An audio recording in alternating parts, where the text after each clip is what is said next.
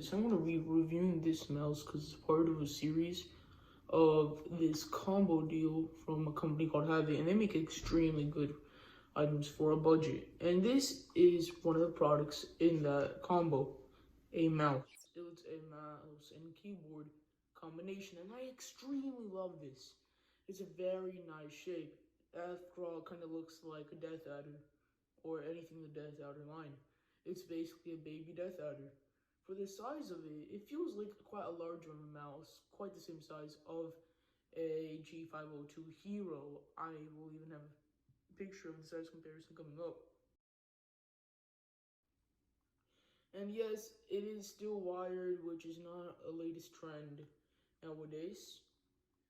I don't know what the switches are, but they do feel good. There's practically no pre-travel, only a little bit of pre-travel here.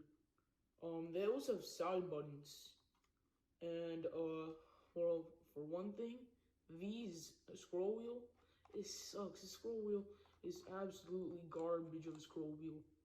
This feet, the feet are pretty much decent, kind of smooth, okay. The plastic, it feels extremely great for what it's worth. It cannot drag click at all. It does not have adjustable D-bounce, and it does not even have software. All that it was lighting settings and DPI, which are more than good enough, and it has a pretty good grip. This grip is actually really good. DPI on this thing is also fine at most.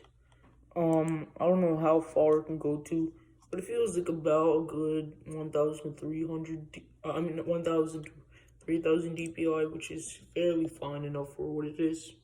These side buttons. These side buttons feel really great, but they're really much inside of the actual mouse, so you gotta press a little bit hard to put them in.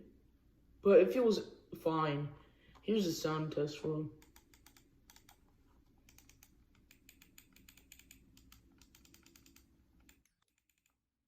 The DPI and the RGB both have their own switches for obvious reasons.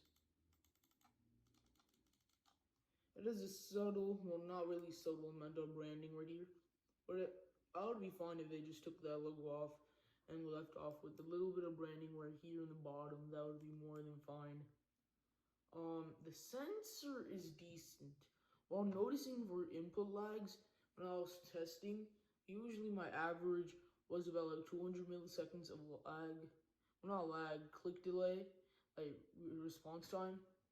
Well, then again, I'm a kid, so obviously that'll change in the future. But that's pretty decent for now. But with this mouse, it was a little bit higher, about 400-ish. But it also depends on the amount of force. I was not really trying my best, so I would say the latency ain't that bad. Good for flick shots.